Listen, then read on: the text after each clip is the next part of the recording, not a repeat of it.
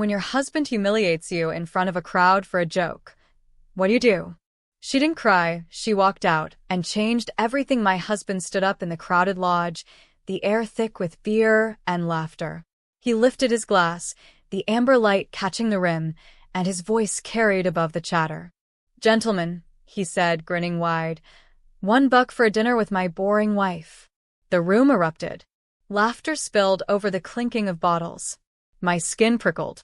The wooden floor beneath my heels felt uneven, sticky from spilled drinks. I stared at him, frozen, my fork still hovering over the half-eaten steak. Every man in the room turned toward me. Their eyes glimmered with the same sharp amusement that burned in his. Someone whistled. Someone else actually reached into his wallet. The smell of grilled meat and smoke mixed with the sourness of humiliation. I could taste metal at the back of my throat. A man at the bar held up a dollar bill and said, "I will take that dinner." The laughter swelled again, and my husband slapped the man on the back like they shared some grand victory. My heart pounded in my chest, heavy, uneven. I wanted to speak, but my voice clung to my ribs. The ceiling fan creaked above us, pushing down warm air that carried the scent of sweat and bourbon. The bartender stopped wiping glasses, eyes darting between us. I stood, chair legs scraping against the wood, and for a second the room went still. Then I smiled. A small, tight smile that made the laughter pause for half a breath. I picked up my wine glass. The stem felt cool, fragile, alive between my fingers. I walked toward the man with the dollar bill. Every step echoed. And when I reached him, I looked him in the eye. He was middle-aged, sunburned, the kind of man who worked too many hours and laughed too loud to hide the emptiness inside. The dollar bill trembled in his hand. I took it from him slowly, the paper dry and thin, the edges soft from being folded too many times. Then I turned to my husband. He still smiled, but it faltered when I did not laugh with him. The noise in the room seemed to fade. I could hear the faint hum of the old neon sign outside, the one that flickered, open in red light against the dark street. I placed the dollar on the table in front of him. $1, I said. For your pride." He blinked, his mouth half open, the laughter around us collapsing into silence. I felt the weight of every eye in that room pressing against my back. My hands shook, but my voice did not. "For years," I said, "I made your dinners. I kept your home warm. I smiled for your friends." The words fell heavy in the still air. "And this is what it is worth to you?" Someone at the bar shifted, the stool creaking. No one laughed now. Even the fan above us seemed to slow, each rotation dragging time itself. He reached out a hand toward me, but I stepped back. The smell of whiskey rolled off him, sharp and sour. "You thought this was a joke," I whispered. The glass in my hand felt heavier. I could see his reflection in it, his face pale, his eyes unsure, like he had just realized the world could tilt against him too. "You sold your dignity," I said. The dollar lay between us like a wound. I set the wine glass down beside it and turned toward the door. The air outside was cool and wet with the promise of rain.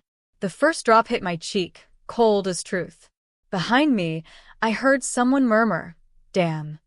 It was not pity. It was awe. I walked down the wooden steps, heels clicking against the soaked planks, and for the first time in years, the sound did not echo with a shadow. The night smelled of pine and asphalt, of something ending and something beginning. The lodge door creaked shut behind me, muffling the voices, trapping his laughter inside where it belonged. I looked up at the gray sky, at the lights of passing cars, at the world still turning without his permission. And I thought, maybe this was not humiliation. Maybe it was freedom disguised as heartbreak. I clutched my coat tighter and kept walking toward the road, where the sound of thunder rolled like applause from somewhere far beyond him. The rain began to fall harder now, steady and cold against my skin. It ran through my hair, down my face, mixing with the salt of tears I had not realized were there. The highway stretched ahead, dark and endless, lined with glowing signs that flickered in the distance, motels, gas stations, a diner that promised open 24 hours. America at night felt both lonely and alive. I pulled my coat tighter, my heels clicking on the wet pavement until I stopped caring about the sound. Each step was a heartbeat. Each breath was a small act of rebellion. Behind me, that bar, his laughter, their jeers, faded into the hum of the storm. For the first time, I felt how heavy silence could be. Not the silence of fear. The silence of freedom. Headlights passed, splashing puddles at my feet. I caught a glimpse of my reflection in a storefront window, smudged lipstick, mascara running, eyes raw but awake. A woman undone, yet not broken.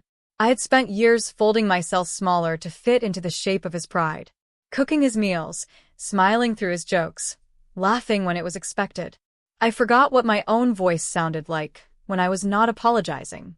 The rain soaked through my clothes, chilling my bones, but it felt clean, cleansing. The diner's neon sign buzzed overhead when I finally reached it. Inside, it smelled of coffee, bacon grease, and something comforting I could not name. A waitress with silver hair looked up from behind the counter and gave me that knowing kind of smile, soft, but sharp enough to say, "I've seen this before." "Rough night?" she asked, sliding a menu toward me. "Something like that," I said, my voice hoarse but steady. I ordered coffee. Black. When she poured it, the steam rose in gentle spirals, fogging the space between us. I watched it swirl and vanish, like every apology I had ever whispered under my breath. Through the window, I could still see the road, the reflections of headlights racing toward somewhere new. I thought about all the women sitting quietly beside men who spoke for them, laughed at them, or sold them for $1's worth of attention. And I realized how many of them had probably wanted to stand up, to walk out, to breathe again. Maybe the story was not just mine. Maybe it belonged to every woman who ever smiled through the sting of someone else's joke. I took a sip of coffee. It was bitter, strong, and real. For once, that was exactly what I wanted. The door jingled as another stranger walked in, dripping from the rain, shaking off the night. The world kept moving. And so would I, because that dollar on the bar was not my worth. It was his loss. And out here, in the vast, aching quiet of an American night, I was finally learning how to belong to myself again. The warmth of the diner wrapped around me like a soft blanket, the hum of conversation low and comforting. A trucker at the corner booth sipped from a chipped mug, his eyes fixed on the window where the rain streaked like silver threads. The jukebox played an old country song, slow and aching, the kind that sounded like it had been written for moments just like this. I felt something stir deep in my chest, a memory, a truth, maybe both. The waitress came back with a refill and asked where I was headed. "Not sure yet," I said. She nodded, like she understood that sometimes not sure was the bravest thing a person could say. The bell above the door jingled again, and a gust of cold air slipped inside. For a heartbeat, I thought it might be him. My stomach tightened, my pulse quickened. But it was only a young couple, laughing, soaked from the rain, still holding hands like the world had not yet taught them how to let go. I watched them slide into a booth and whisper something that made her laugh, so hard she covered her mouth. That sound, pure, unafraid, cut through me. I used to laugh like that once. Before my voice became something I measured, something I trimmed to fit around someone else's comfort. I wrapped my hands around the mug again, feeling the heat spread into my fingers. Outside, a neon sign across the street flickered, vacancy, over a small motel with chipped paint and a crooked office sign. I thought about walking over there, about lying in a bed that smelled of bleach and old fabric softener, about closing my eyes without waiting for footsteps, without fearing the weight of a joke that cut too deep. The thought felt like breathing. A man at the counter dropped a few bills beside his plate, nodded to the waitress, and said, "Take care now." Ordinary words, but they landed in my chest like a promise. I paid for my coffee, leaving a little extra on the table. When I stepped outside, the rain had softened to a mist. The world smelled like wet pavement and second chances. The motel sign blinked in the distance, steady and patient, like it had been waiting just for me. I crossed the road slowly, each step feeling lighter than the one before. My heels no longer echoed, they whispered.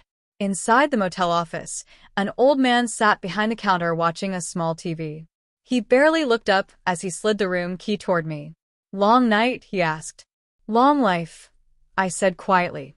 He gave me a nod, the kind that said he had heard that answer before. When I entered the room, it was small, plain, but clean. The air conditioner hummed softly, the curtains swayed with the rhythm of the rain. I set my coat on the chair and stood in front of the mirror.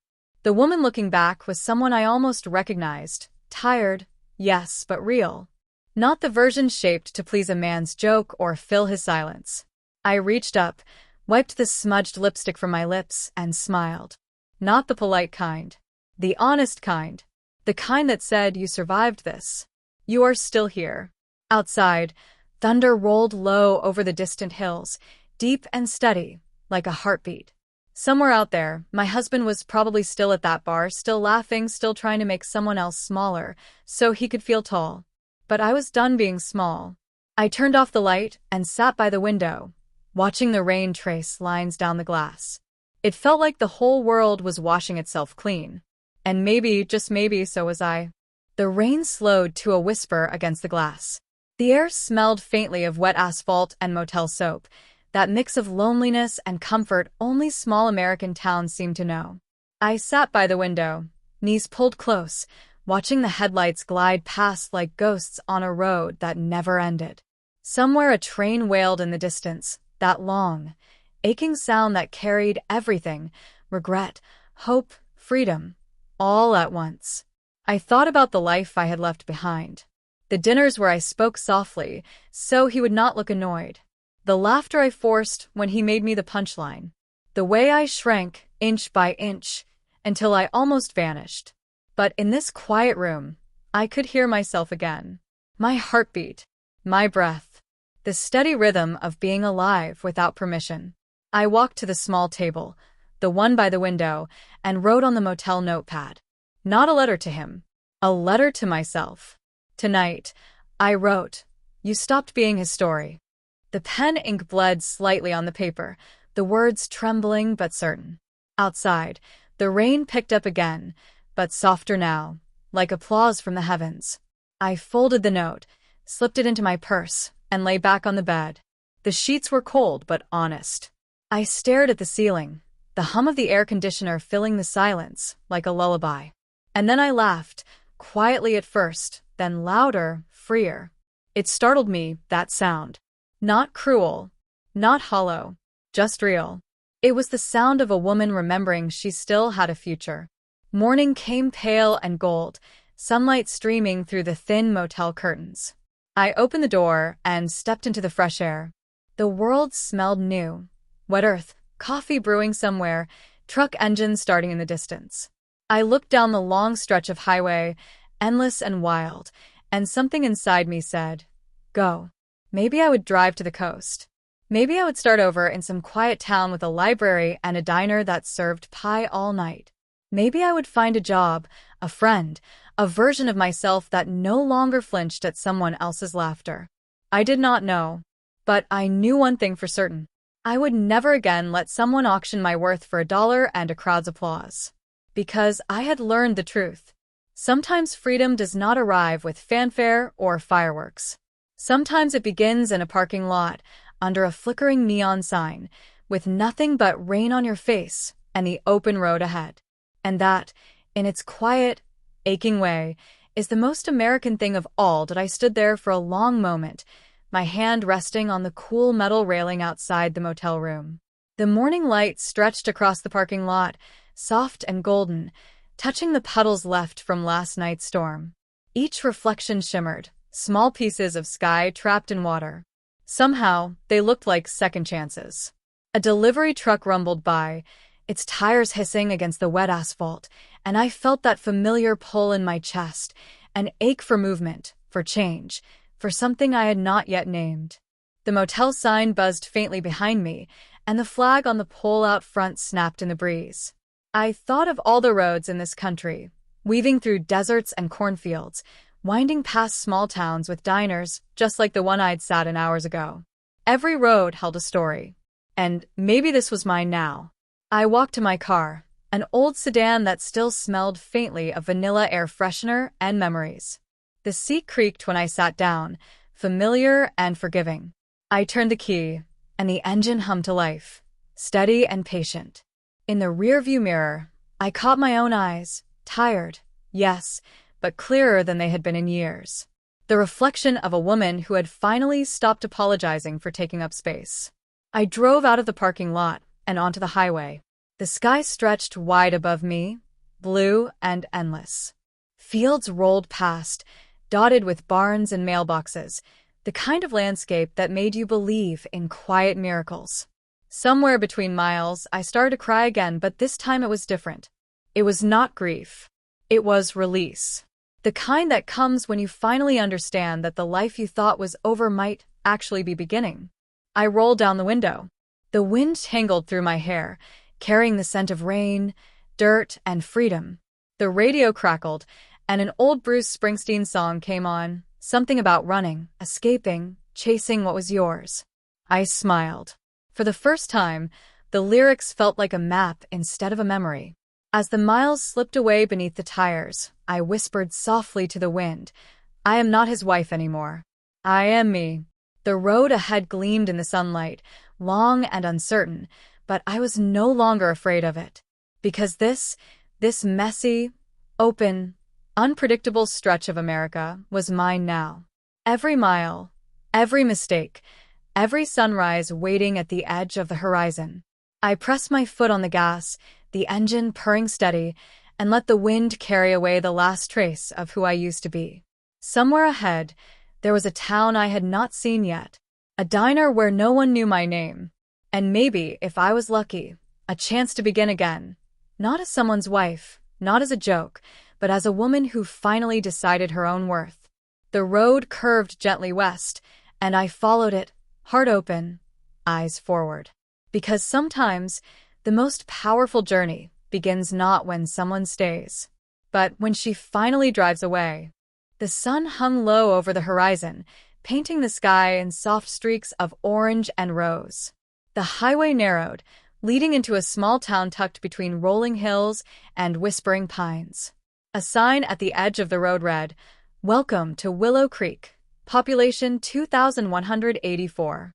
It felt quiet, honest, and real, like a place untouched by the noise I had left behind. I slowed the car, rolled down the window, and breathed it in. The scent of blooming magnolias drifted through the air, mingling with the faint sound of a church bell in the distance. Children rode bicycles along the sidewalk, their laughter echoing in the warm evening. For the first time in a long while, that sound did not hurt. It healed. I pulled into a small cafe with a sign that said, "Home-cooked meals and fresh starts." Inside, the air was thick with the smell of cinnamon rolls and hope. A man behind the counter, middle-aged, kind eyes, hands rough from work, smiled as I walked in. "Coffee?" he asked. "Please," I said, settling into a booth by the window. As he poured, the cup steamed between us, a bridge between strangers. I looked out the window at the fading daylight, at people heading home, at a world still turning gently. And I realized something simple but powerful. I did not need revenge. I did not need to prove my worth to anyone. Leaving was not an ending. It was a beginning dressed as loss. The man set the cup in front of me and said, "You look like you've been on the road a while." I smiled. "Maybe my whole life." He chuckled softly. "Well, you found a good stop." I nodded, feeling something stir deep inside. Peace, maybe, or the first flicker of belonging. I took a sip of the coffee. It was strong, slightly sweet, grounding. Outside, the last light of day brushed against the window, warm and forgiving. For the first time, I was not running from anything. I was running toward something. Myself. The life I still had waiting. And as the neon sign outside flickered to life, glowing soft against the twilight, I whispered, almost to the sky, "I made it." The bell above the door jingled as another traveler walked in, carrying their own story, their own search for peace. I smiled to myself, letting the sound settle in my chest. Because some endings are not about closure. They are about courage. And in that small American town with a warm cup of coffee and the open road behind me, I finally found mine.